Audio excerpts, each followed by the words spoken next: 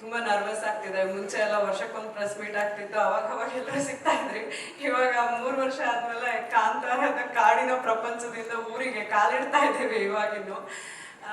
ಎಲ್ಲರೂ ನೋಡಿ ತುಂಬ ಖುಷಿ ಆಗ್ತಿದೆ. ಎಲ್ಲ ಮಾಧ್ಯಮದವರು, ಪ್ರೆಸ್ ಅವರು ಎಲ್ಲರೂ ಇದ್ದೀರಾ.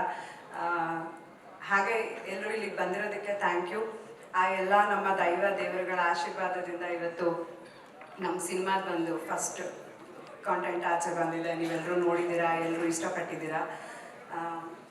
ಅದ್ರ ಜೊತೆಗೆ ನಾನು ಫಸ್ಟ್ ಆಫ್ ಆಲ್ ಎಲ್ರಿಗೂ ಸಾರಿ ಕೇಳಬೇಕು, ಮೀಡಿಯಾದವ್ರಿಗೆಲ್ರಿಗೂ. ಯಾಕಂದರೆ ನಾವು 3 years ಅವ್ರು ಹೇಳಿರೋ ಥರ ಮನೆ ಮಠ ಎಲ್ಲ ಬಿಟ್ಟು ಮಕ್ಕಳನ್ನೆಲ್ಲ ಕಟ್ಕೊಂಡು ಅಲ್ಲಿ ಕುಂದಾಪುರದಲ್ಲಿ ಹೋಗಿ ಅಲ್ಲೇ ಮಕ್ಕಳನ್ನ ಸ್ಕೂಲ್ಗೂ ಹಾಕಿದ್ವಿ, ಅಲ್ಲೇ ಕೆಲಸ ಮಾಡ್ಕೊಂಡಿದ್ವಿ.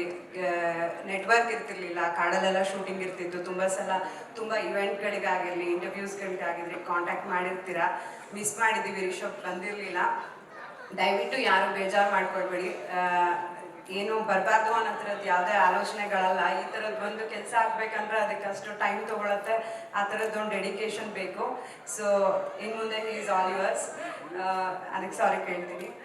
ಫಸ್ಟ್ ಆಫ್ ಆಲ್ ನಾನು ಹೊಂಬಾಳೆ ಸಂಸ್ಥೆಗೆ, ನಮಗೆ ಹೊಂಬಾಳೆ ಒಂದು ಪ್ರೊಡಕ್ಷನ್ ಹೌಸ್ಗಿಂತ ನಮ್ಮೆಲ್ಲರಿಗೂ ಫ್ಯಾಮಿಲಿ. ವಿಜಯಣ್ಣ ನಮಗೆ ಪ್ರೊಡ್ಯೂಸರ್ ಅನ್ನೋದಕ್ಕಿಂತ ಅವರು ಒಂದು ಮನೇಲಿ ದೊಡ್ಡ ಅಣ್ಣ ಹೇಗಿರ್ತಾರೆ ಹಾಗೆ ತುಂಬ ಸಮಾಧಾನದಲ್ಲಿ, ತುಂಬ ಪಾಸಿಟಿವಿಟಿಯಿಂದ ನಮ್ಮೆಲ್ಲರೂ ಒಟ್ಟಿಗೆ ಕರ್ಕೊಂಡು ಹೋಗ್ತಾರೆ.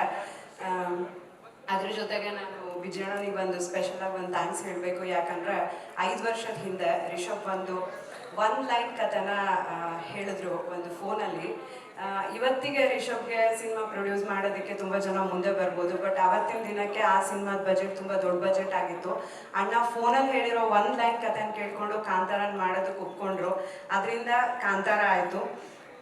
ಇವತ್ತು ಇಲ್ಲಿ ತನಕನೂ ಜೊತೆಗೆ ನಿಂತ್ಕೊಂಡು ಎಲ್ಲದರಲ್ಲೂ ಸಪೋರ್ಟ್ ಮಾಡ್ಕೊಂಡು ಬಂದಿದ್ದಾರೆ. ಥ್ಯಾಂಕ್ ಯು ಸೋ ಮಚ್ ಅಣ್ಣ.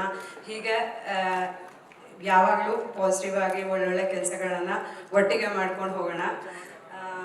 ಹಾಗೆ ಎಲ್ಲರೂ ಟೆಕ್ನಿಷಿಯನ್ಸ್ಗಳು ಫಸ್ಟು ಯಾರಿಂದ ಸ್ಟಾರ್ಟ್ ಮಾಡೋದು? ನಮ್ಮದು ಕೋರ್ ಟೀಮ್ ರೈಟರ್ಸ್ ಅನಿ ಭಟ್ರು, ಅನಿರುದ್ಧ ಅವರು, ಗುರುವಣ್ಣ, ನಿಮ್ಮೆಲ್ಲರ ರವಿ ಅಣ್ಣ, ಶನಿಲ್ ಗೌತಮ್ ಆಗಿದ್ದೀರಲ್ಲ, ಸಾರಿ ಶನಿಲ್ ಗೌತಮ್ ಅವರು, ಹಾಗೂ ಅರವಿಂದ್ ಕಶ್ಯಪ್.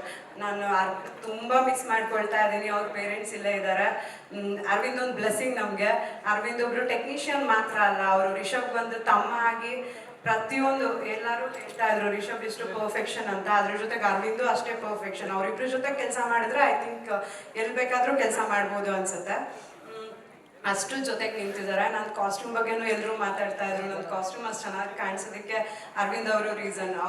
ಅವ್ರ ಲೆನ್ಸ್ ಹಿಡಿದ್ರೆ ಗೊತ್ತಲ್ವಾ, ನೀವೆಲ್ಲರೂ ಇಲ್ಲಿವರೆಗೆ ಅವ್ರ ಕೆಲಸ ನೋಡಿದ್ದೀರಾ. ಬಟ್ ಈ ಸಿನಿಮಾ ಇದೊಂದು ದೃಶ್ಯ ಕಾವ್ಯ ಥರ ಮಾಡಿದ್ದಾರೆ. ಅಂದರೆ ಏನು ನಾವು ಹಾಗೇನೆ ನೋಡ್ಬೇಕಾದ್ರೆ ಅಷ್ಟು ಖುಷಿ ಆಗ್ತಾ ಇದೆ.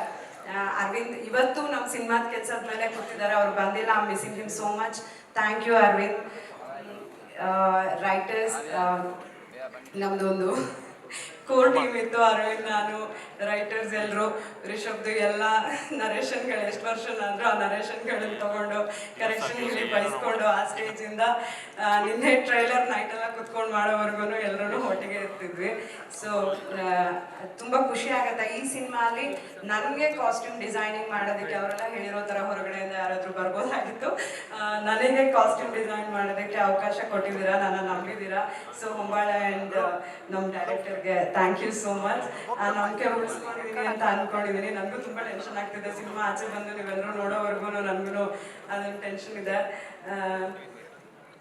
ಹಾಗೆ ರುಕ್ಮಿಣಿ ಅವ್ರ ಬಗ್ಗೆ ಮಾತಾಡಬೇಕು.